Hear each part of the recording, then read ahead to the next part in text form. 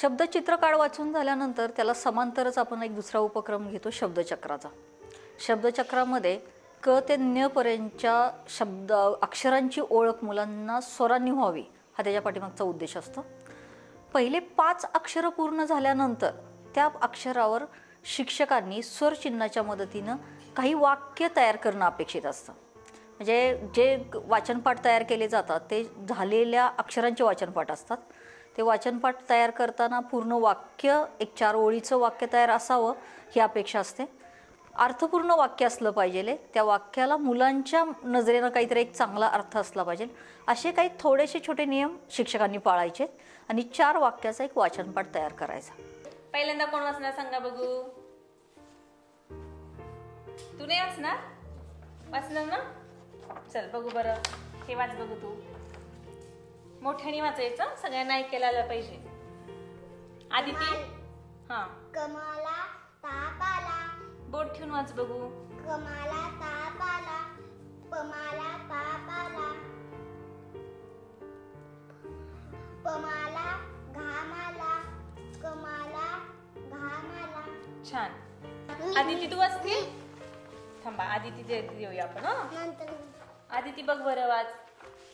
ही नदी पहा, काठावर गवत आहे, नदीत लहान लहान मासे आहेत, मुले मासे पकडत आहे।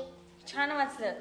पहिलीच्या मुलांच्या समोर हे ज्यावेळेस आपण वाचनपाठ ठेवतो त्यावेळेस छोट्या अक्षरातले वाचनपाठ जर मुलांच्या समोर ठेवले गेले तर मुलाला वाचायचा कंटाळा येतो, कारण डोळ्यांना ती अक्षरं वाचणं ही अवघड प्रक्रिया आहे। याच्यासाठी वाचनाला अक्षर मोठ्या अक्षरातली असावीत, अक्षराची जाडी जास्त असावीत की सहजतेनं मूल आनंदाने ते वाचू लागेल। नको आता कोण वाचणार? बघ बरं धर वाच।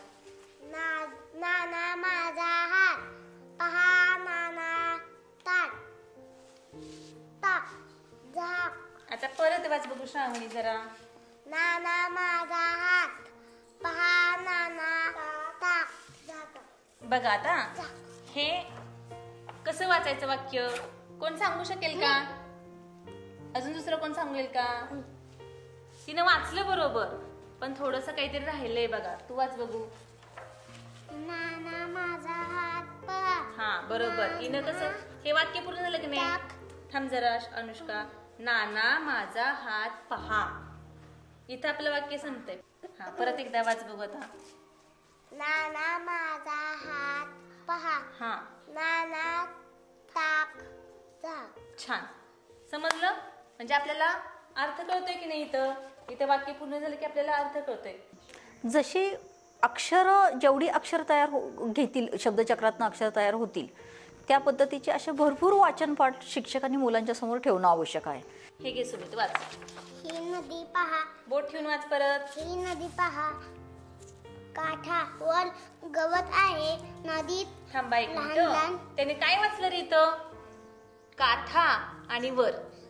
मग काठा आणि वर असा आहे का? वेगवेगळा शब्द आहे का तो? काठावर काठावर तो एकच शब्द आहे हो की नाही?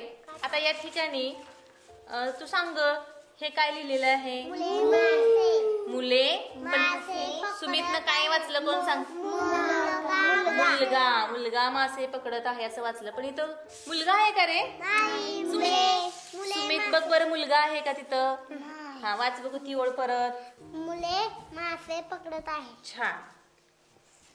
हे वाक्याचं वाचनपाठ तयार करण्याच्या पाठीमागचे दुसरे उद्देश असे आहेत की ह्या वाचनपाठाच्या मध्ये ते शब्द मनामध्ये पुन्हा पुन्हा बसले जावे, त्याचं चित्र मनामध्ये उमटलं जावं, ह्याची वाक्याला शब्दाला काहीतरी अर्थ आहे वाक्यातनं स्पष्ट व्हावा, अशा गोष्टीनं हे वाचनपाठ मुलांच्या समोर येणं हे महत्त्वाची गोष्ट आहे।